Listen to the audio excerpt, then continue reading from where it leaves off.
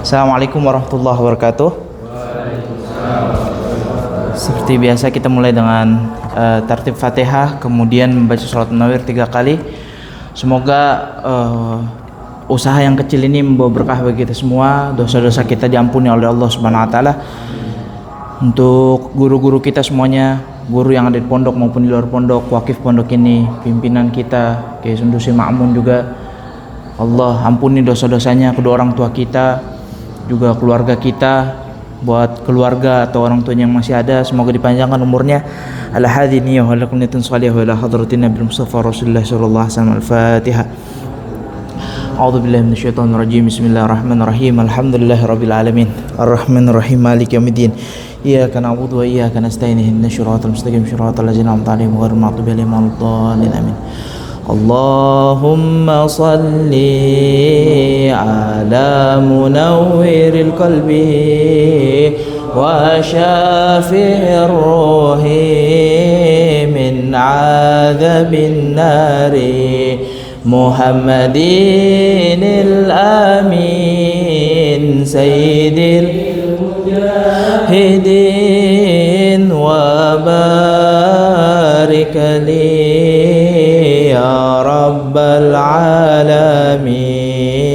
Allahumma salli ala munawwiril qalbi wa syafi'ir ruhi min 'adzabin nari Muhammadinil amin sayyidil mujahidin wa barik li ya rabbal alamin. Allahumma salli ala munawwiril qalbi wa syafi'ir ruhi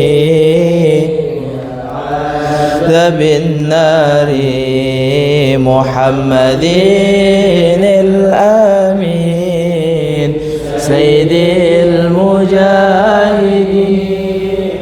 wa barik li ya rabbal alamin. Baik, ya silakan masuk. Langsung aja, langsung duduk. Kemarin kita sudah bahas tentang apa? Macam-macam air ya. Nah, kemarin kan Ana sudah bilang tentang air tersebut tidak dibahas di kitab Yaqutun Nafis. Benar ya? Masih ingat kan?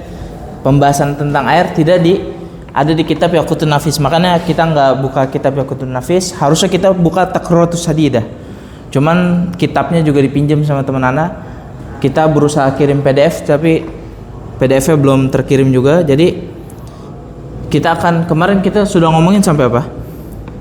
Oh nih, sampai puasa. Ini kan ada air kan, air yang di tengah ada namanya air yang dia suci tapi tidak mensucikan. Ya, tahirun ghairu mutahhir. Sebenarnya Ana ada kitab, ada tulisan Ana salah satunya di fikih ya. Tulisan di fikih itu judulnya yang berhubungan dengan ini fikih toharoh. Coba Ana buka nih, bisa atau enggak? Kalau bisa Ana tunjukkan ke antum. Namanya fikih toharoh. Bentar iklan. Dan antum bisa akses gratis juga nih. Ini kitabnya, namanya fikih toharoh. Antum bisa baca ini talkhisan Ana kalau Ana belajar dari kitab Minhajut Talibin. Salah satunya yang Ana bacakan di mana ya? Kitab Minhajut Talibin, kitab Taqriratus Hadidah yang kita baca Yaqutun Nafis. Bahkan di sini juga Ana pakai kitab Fikih Wadih untuk mentarkhis daripada Fikih Toharoh. Nah ini kalau antum mau lihat cetaknya ada di kamar Ana, tapi mau PDF-nya nanti antum pulang ke rumah. Jadi ke rumah nggak cuma scroll TikTok tapi scroll kitab juga. Ini bahasa Indonesia, mudah dipahaminya dan berupa poin-poin. Nah, jadi karena nggak ada kitab Taqriratus Hadidahnya, kita kesini dulu aja ya. Nah kemarin kita sudah masuk ke pembagian air. Yang pertama kita tahu ada air namanya tahir wa mutahhir. Dia suci dan juga mensucikan. Ini kita sudah bahas panjang ya kemarin. Kemarin juga kita sudah bahas, tapi nggak tuntas tentang pembahasan air yang jenis yang kedua. Bagian kedua itu adalah air tahir dan dia ghairu mutahhir. Dia suci tapi tidak mensucikan. Nah, air yang suci tidak mensucikan ini ada dua modelnya, ada dua macam. Yang pertama air suci, air mutlak yang tercampur dengan sesuatu yang tahir. Apa itu tahir? Suci. Jadi sesuatu yang suci tercampur kepada air yang suci, maka itu apa? Bisa menjadi air yang tahir tapi ghairu mutahhir. Contohnya apa? Antum tahu kopi? Kopi itu suci, bisa kita makan, bisa. Tapi kalau kopi ini kita masukkan ke dalam ke dalam air, maka air tersebut berubah. Yang tadinya namanya air putih kita sebutnya, sekarang jadi apa? Jadi kopi. Karena tercampur. Dan bisa gak dipisahin lagi? Tidak bisa. Makanya air yang seperti ini namanya air tahir, dia suci. Tapi apa? Ghairu mutahhir. Dia tidak bisa mensucikan, tidak bisa digunakan untuk taharah. Tapi ada juga air yang tercampur dengan sesuatu yang suci tapi bisa dipisahkan lagi. Contohnya ada air kecampur sama pulpen, bukan tinta pulpen. Antum tahu pulpen? Warnanya kan ada yang hitam, ada yang merah. Ya, pulpennya antum masukin ke dalam pensil, warna airnya berubah gak? Maksudnya kalau kita lihat warnanya sesuai warna pensilnya, pulpennya. Begitu pulpennya kita cabut, airnya jadi bening lagi atau enggak? Jadi bening lagi. Paham ya? Nah, ini kan tercampur tapi bisa dipisahkan lagi. Maka apa? Air yang dipisahkan ini dia namanya tetap air mutlak. Paham? Ya, silakan masuk. Paham ya?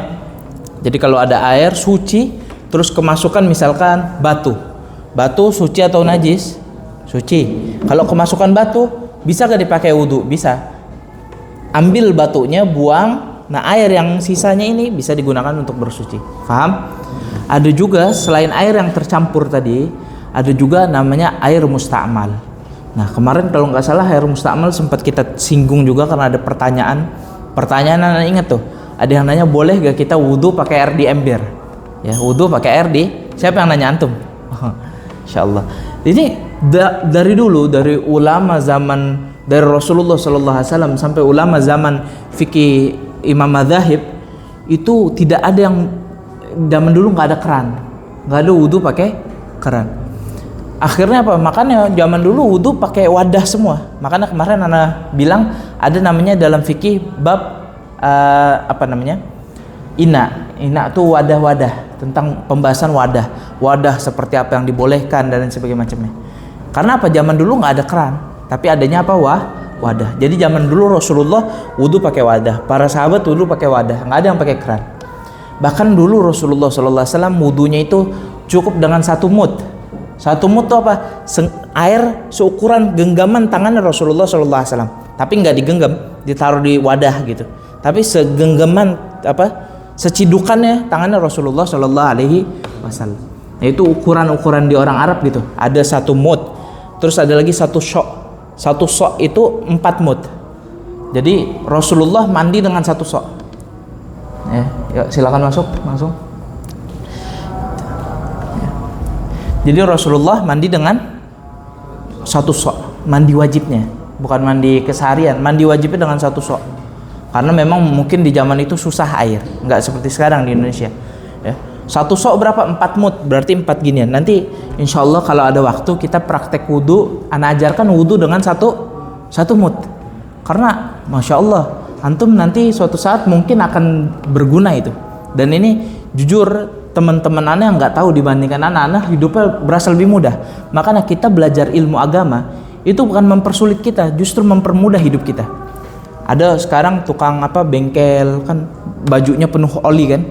Mereka mau sholat berat. Kenapa sholat berat? Mereka pikir mereka ini kotor, banyak olinya, harus ganti baju dulu. Lah, kalau antum belajar ilmu agama, fikih itu mudah. Oli itu kotor, tapi nggak semua yang kotor itu najis. Najis, mohon maaf kalau memang ada tai kucingnya dan lain sebagainya macam. Loh, ini sekedar oli. Oli memang kelihatannya kotor, hitam. Tapi apakah dia najis? Tidak. Habis dari sawah, kira-kira kalau berat untuk sholat rasanya, karena harus ganti baju lain sebagainya macamnya, terus habis itu nyawah lagi. Kalau begitu repot ya udah sholat dengan ala kadarnya. Bahkan di yang di bab fikih ada 3 tempat yang dimakruhkan untuk kita sholat di tempat tersebut. Jadi sholat boleh di mana aja, tapi ada 3 tempat yang makruh, bukan haram, tapi apa? Makruh, tidak disenangi. Tapi sholat di situ ya harus. Dan kalau nggak ada tempat lain di situ wajib. Bukan makruh lagi, tapi wajib. Kalau misalkan nggak ada tempat lain lagi buat sholat kecuali di situ, maka wajib. Tapi alhamdulillah kita di dunia Allah ini, bumi yang Allah ciptakan luas ya, maka nggak ada alasan. Ada 3 tempat yang makruh buat kita sholat. Di mana saja? Yang pertama, di tengah jalan, tempat lalu lalang orang, tempat mobil jalan, tempat motor jalan. Antum di Emerald, yang tempat mobil jalan, antum sholat di tengah-tengah situ, makruh ya, makruh. Apa, bikin onar itu namanya. Yang kedua, yang dimakruhkan sholat ketika di gereja.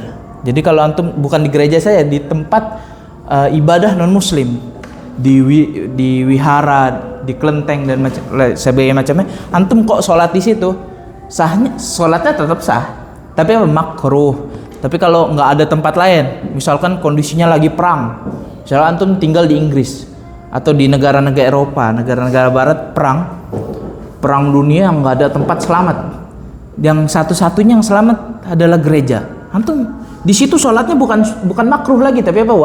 Wajib. Karena hukum ada, nanti antum kalau belajar usul fiqh ada muqaddimatul wajib. Jadi kalau antum untuk sampai pada suatu kewajiban harus melalui itu, maka hukum itunya, hukum wasilahnya itu wajib. Misalkan antum nggak bisa sholat kecuali di gereja, sholat itu wajib kan? Maka apa? Sholat di gereja hukumnya wajib. Nah, tapi nanti ini jangan dipotong. Kalau di TikTok dipotong, nanti ada potongan hukum sholat di gereja wajib. Masya Allah, bahaya ini. Sekarang Ahlus Sunnah wal Jamaah yang nyerang banyak.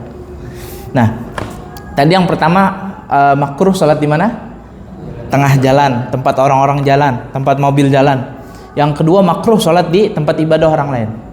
Tapi kalau nggak ada tempat lain, jadi wajib. Yang ketiga, makruh sholat di atas tempat sampah, tumpukan sampah. Terus antum sholat di tengah di atas itu, makruh.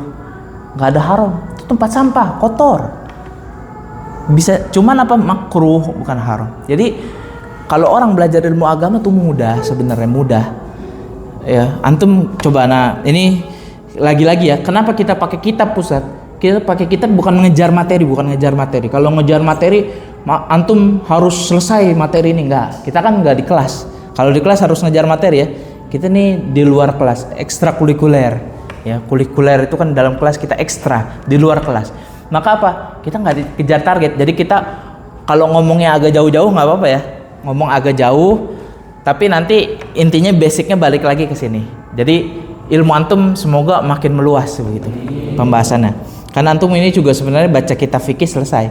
Atau antum nanti print aja kitab yang buku yang anda tulis, antum fotokopi, itu sudah jelas. Sebenarnya nggak perlu dijelasin, sudah jelas bagi antum. Cuman baca saja karena bentuknya poin-poin. Tapi ini kenapa kita adakan ini? Karena biar menambah wawasan.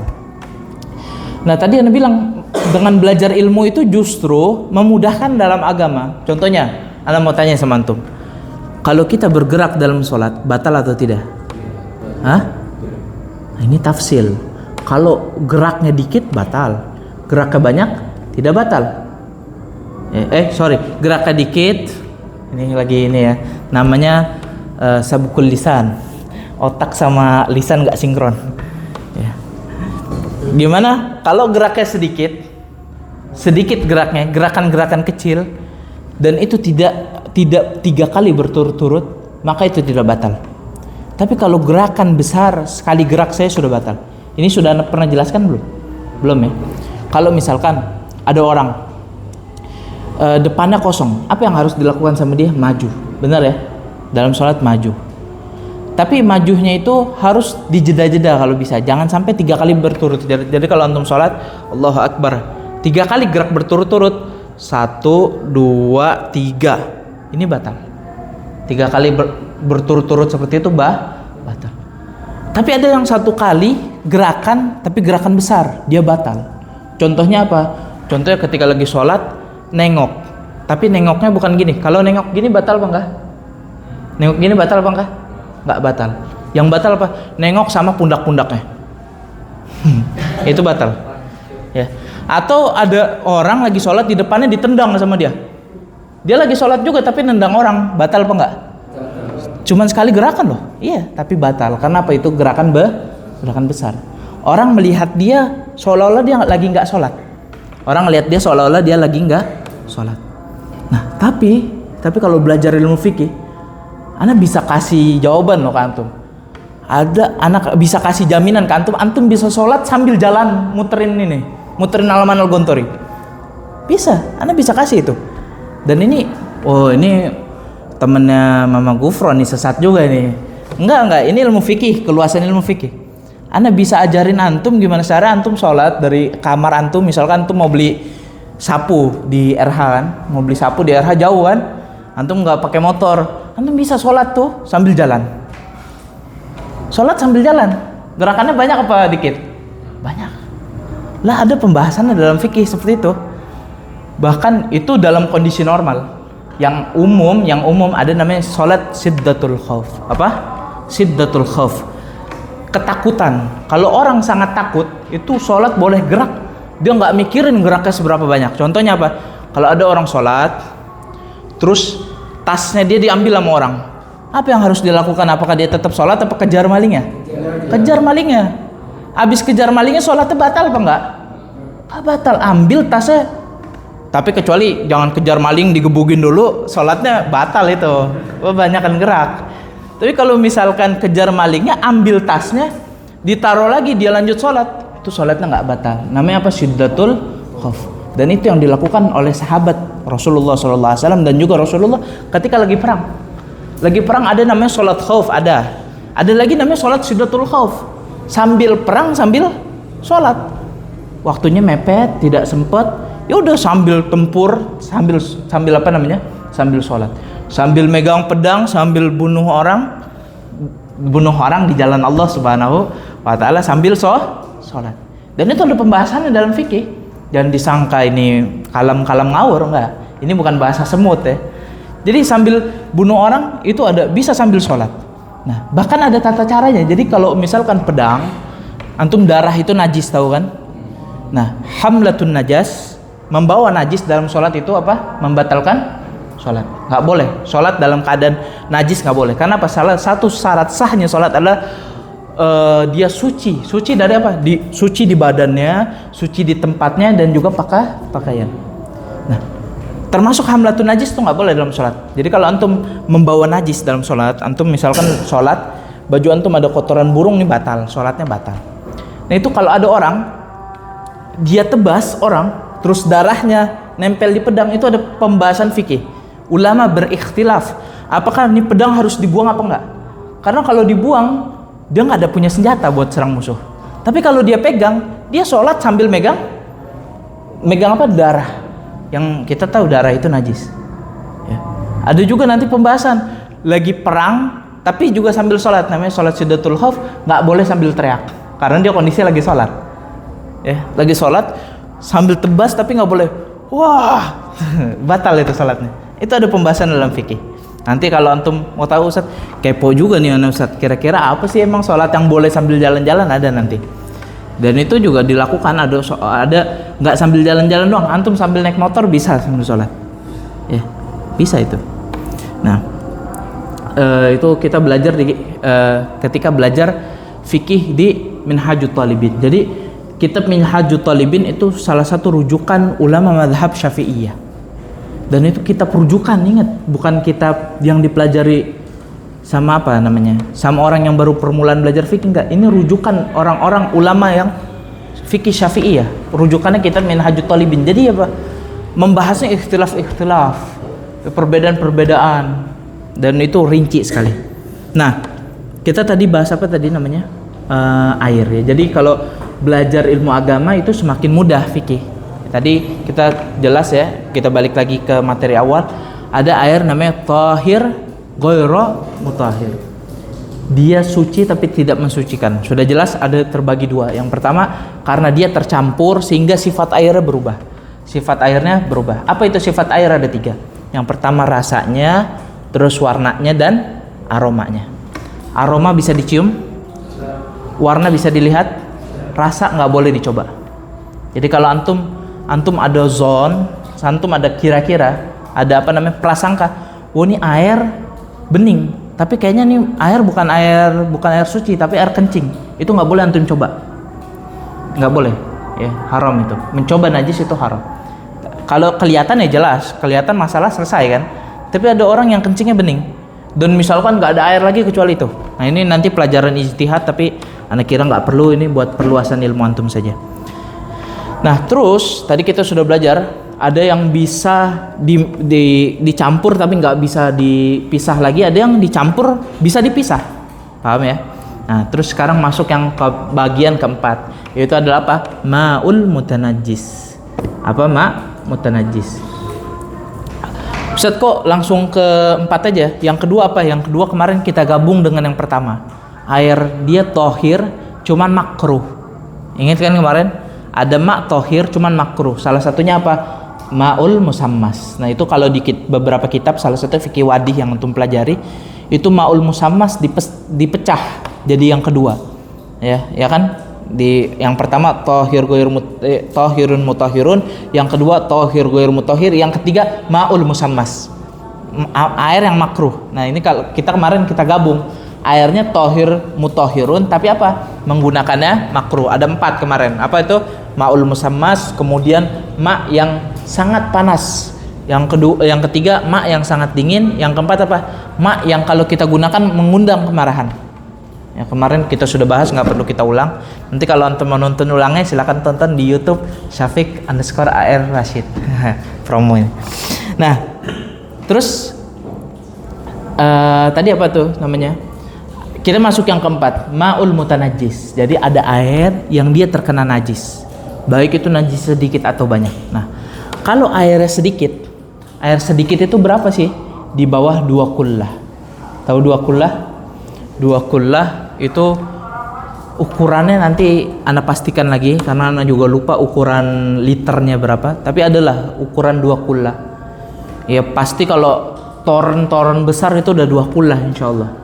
Nah itu 2 kullah itu kalau kemasukan najis, sebanyak apapun najisnya itu dilihat.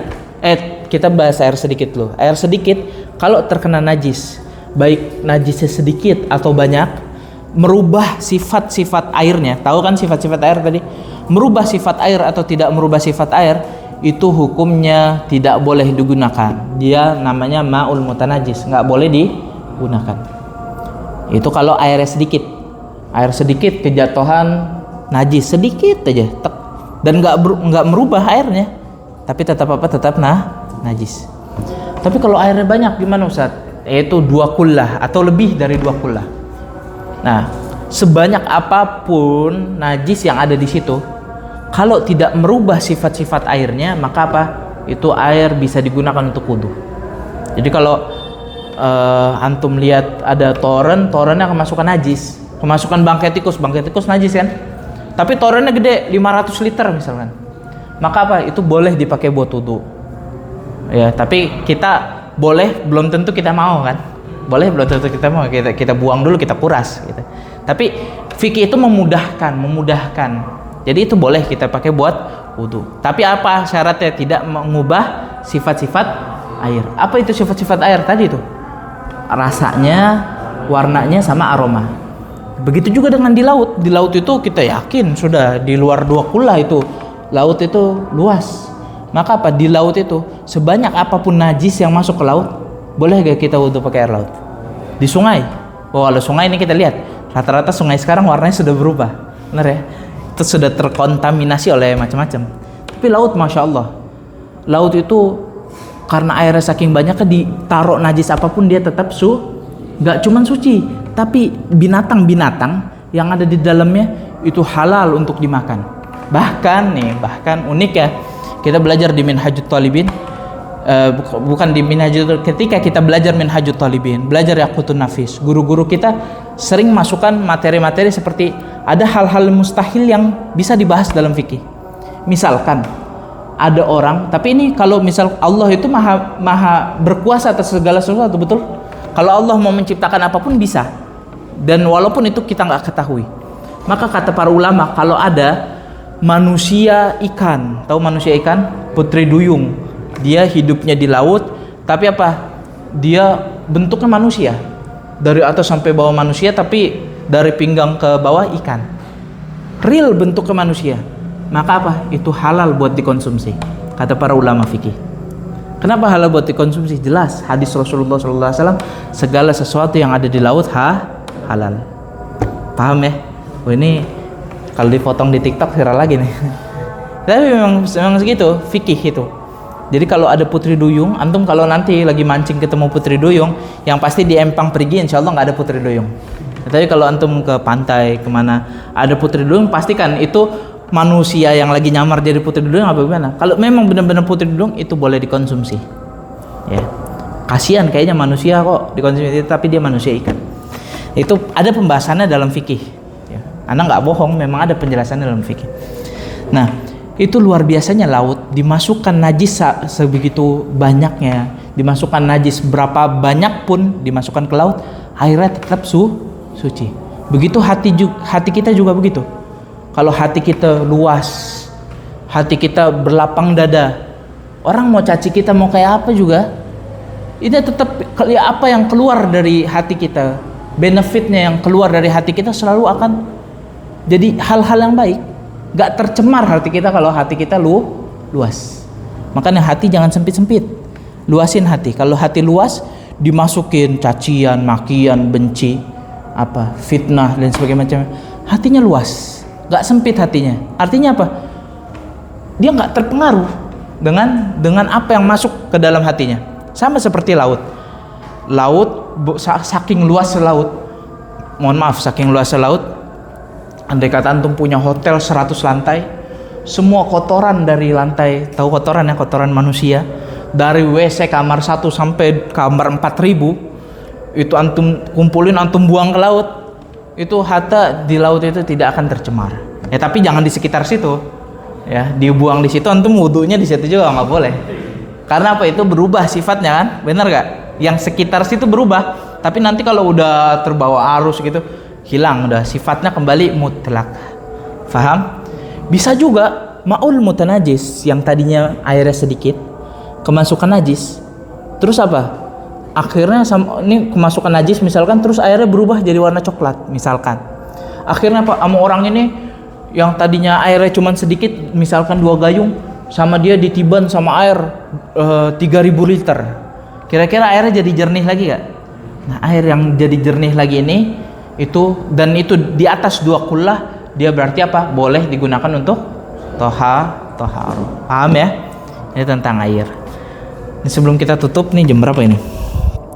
Jam 18.19. Ada yang mau ditanyakan dengan suatu? Ya, boleh. Bau besi karat itu, nah ini dia. Ini juga lupa ana singgung. Jadi ada air yang berubahnya itu alami, karena dia diam. Air yang diam namanya air yang diam, tahu kan air diam yang dia nimbun karena kelamaan kan ada aroma. Nah itu nggak apa-apa. Sama juga seperti berubahnya air karena dia wadahnya itu tanah, misalkan di got itu kan wadahnya tanah, jadi dia warnanya itu warna tanah airnya. Nah warna agak kecoklat-coklatan gitu. Nah itu nggak apa-apa juga kata para ulama. Sama juga seperti kalau ada air kejatuhan banyak daun, biasanya air kejatuhan banyak daun biasanya warnanya sedikit berubah, itu nggak apa-apa ya. Begitu juga seperti apa lagi ya, seperti itu nggak apa-apa, yang aslinya memang seperti itu. Cuman yang pokoknya gini, intinya dalam masalah toharoh ini pesan dari guru kita, hindarkan diri kita dari was-was. Ini udah azan ya, hindarkan diri kita dari was-was. Apa itu was-was? Was-was tugasnya setan. Antum tahu di surat An-Nas kan? Gimana? Qul a'udzu birabbin nas, malikin nas, ilahin nas, min syarril waswasil khannas. Itu kerjaannya setan. Apa? Buat was-was hati manusia. Ada orang sudah wudunya sebenarnya sudah sah, cuman dia ragu. Aduh, wudunya sah apa enggak? Sama. Antum kalau misalkan wudu pakai ember nih, jawaban yang kemarin juga. Wudu pakai ember, antum wudu, mungkin nggak airnya nggak nyiprat ke dalam sini? Nggak mungkin, pasti 1-2 minimal pasti nyiprat kan ke wadahnya itu. Mau sebanyak apapun nyipratnya, itu jangan was-was, terusin wudunya, sah. Karena apa? Yang bikin was-was itu syaitan. Jadi antum kalau wudu terus gini, waduh, ini yang di wadah ini airnya apa? Kemasukan air bekas wudu nih, berarti musta'mal dong. Buang, ambil air baru habis itu. Itu namanya apa? Musrif. Apa itu musrif? Berlebih-lebihan, ya, boros. Musrif itu nggak dicintai sama Allah. Gimana dalam Al-Quran? Innallaha la yuhibbul musrifin. Bukan musyrif, nanti innallaha la yuhibbul musrifin. Wah, ini gara-gara muhadharah, musrif muhadharah kena imbas sama kelas 4, dibilang wahai musrif muhadharah, Allah nggak suka mente. Dalilnya apa? Innallaha la yuhibbul musrifin. Bukan musyrif, tapi musrif pakai sin, bukan pakai shin. Paham ya? Bahasa Arab begitu. Beda dikit, beda makna. Paham insyaallah? Ini udah azan udah lewat lama. Insyaallah siang sedikit berkah. Kita dari kemarin nggak selesai bab apa nih namanya? Bab ma, tapi insyaallah jadi berkah buat kita semua. Ilmunya jadi berkah, juga bisa bermanfaat bagi orang banyak. Ini antum boleh nanti cerita. Yang penting antum yakin. Terus jangan kata Ustaz Syafiq yang benar ini apa ini? Ini apa ini? Akhirnya disampaikan ke orang. Ternyata salah yang disampaikan. Nauzubillahi min dzalik. Ya, kalau mau nyampaikan ke orang harus ya yakin dulu. Oh benar nih kayaknya nih. Bukan kayaknya, berarti itu kayaknya masih ada zon. Oh benar nih pasti. Maka boleh disampaikan ke orang. Insyaallah jadi berkah buat kita semua. Dosa-dosa kita diampuni oleh Allah Subhanahu wa taala. Ala hadhihi niyyah wa lakul niyatun shalihah wa ila hadratin Nabi Mustafa Rasulullah sallallahu alaihi wasallam. Al-Fatihah. A'udzubillahi minasyaitonir rajim. Bismillahirrahmanirrahim. Alhamdulillahirabbil alamin arrahmanirrahim maliki yaumiddin.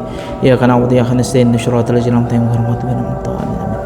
Mohon maaf ini pelajaran fikih, tapi memang tadi kita bahasnya luas sampai kita tadi bahas dikit-dikit masalah tasawuf kan. Laut luas, jaga hati lapang dadanya. Insyaallah bermanfaat. Wassalamualaikum warahmatullahi wabarakatuh. Ya, boleh keluar yang